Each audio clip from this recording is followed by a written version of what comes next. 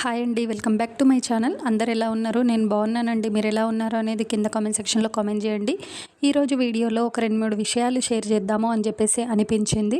అదేంటి అంటే, మనము ఆడవాళ్ళండి, ముఖ్యంగా కూడా ఇది లేడీస్కి చాలా ఉపయోగపడుతుంది. లేడీస్ పక్క వాళ్ళు ఎవరైనా కొంచెం క్లోజ్గా మాట్లాడినా సరే అన్ని విషయాలను షేర్ చేసుకుంటారు. అలా అస్సలు షేర్ చేసుకోవద్దు అనేది నా ఒపీనియన్ అండి. ఈవెన్ నేను కూడా ఎవరైనా సరే ఫ్రెండ్స్ సర్కిల్లో కానీ రిలేటివ్స్లో కానీ కొంచెం క్లోజ్గా మాట్లాడితే అన్ని విషయాలు షేర్ చేసేసుకుంటాను.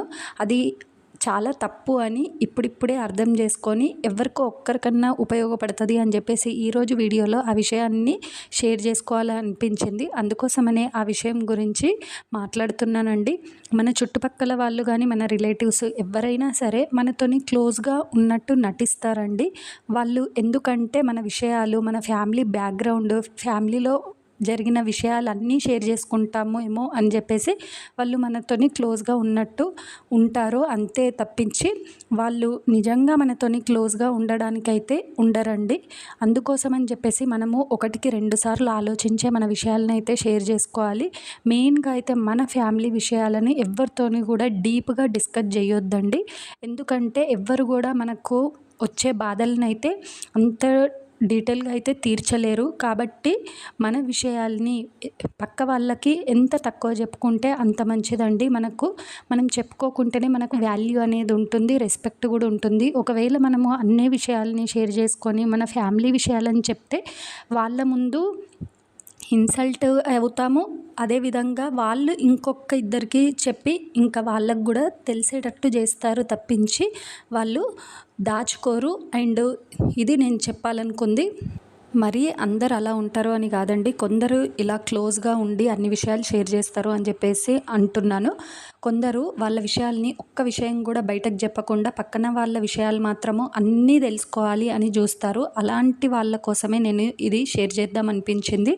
నేను అలా ఉండే అని నాలాగా ఎవరైనా ఉంటే మాత్రము తగ్గించుకోవాలి అండ్ అన్ని విషయాలు షేర్ చేసుకోకూడదు అని ఒపీనియన్తో మాత్రమే నేను ఈ వీడియోలో మాట్లాడుతున్నాను. అండ్ ఇంకొకటి వచ్చేసి డబ్బు అండి.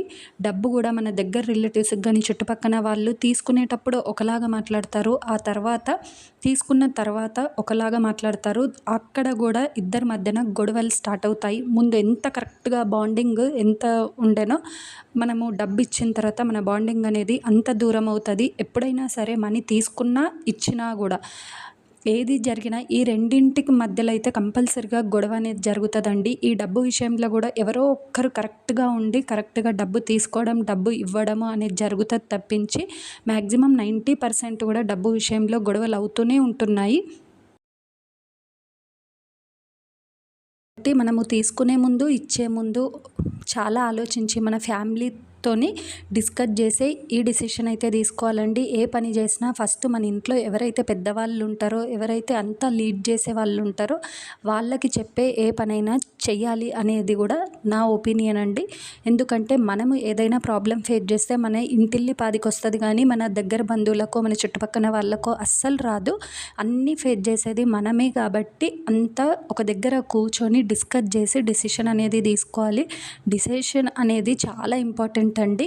మనము మన ఫ్యామిలీతోనే లైఫ్ లాంగ్ ఉంటాం కాబట్టి వాళ్ళకు ఎంత చిన్న విషయమైనా సరే చెప్పే చేయాలి అనేది కూడా ఇంకొకటండి. ఇంకొకటి వచ్చేసి మనతోని ఎవరైతే చాలా దగ్గరగా చాలా క్లోజ్గా ఉంటున్నారో వాళ్ళని మాత్రము ఎప్పుడూ వదులుకోవద్దు. ఒక చిన్న తప్పైనా సరే కానీ ఇద్దరు కూర్చొని డిస్కస్ చేసి సరి చేసుకోవాలి తప్పించి బాండింగ్ అనేది అస్సలు విడిపోకూడదండి. ఎవరైతే ఫ్రెండ్స్ కానివ్వండి, ఫ్రెండ్స్ సర్కిల్లో కావండి, రిలేటివ్స్లో కానివ్వండి, 1కి 2 సార్లు మనము ఆలోచించి మన బాండింగ్ అనేది అంతే కరెక్ట్గా ఉంచుకోవాలి. మనము ఎవరితోనైతే క్లోజ్గా ఉంటున్నామో వాళ్ళు వాళ్ళ మధ్యలో గొడవలు పెట్టాలని థర్డ్ పర్సన్ అయితే కంపల్సరీగా ట్రై చేస్తారు. ఆ మాటలు అస్సలు నమ్మకుండా మనం ఎవరితోనైతే క్లోజ్గా ఉంటున్నామో, ఎవరితోనైతే బాండింగ్ కరెక్ట్గా ఉంటుందో వాళ్ళ గురించి మనకు టోటల్గా తెలుసు కాబట్టి మనం పక్క వాళ్ళు చెప్పేది అస్సలు నమ్మొద్దు.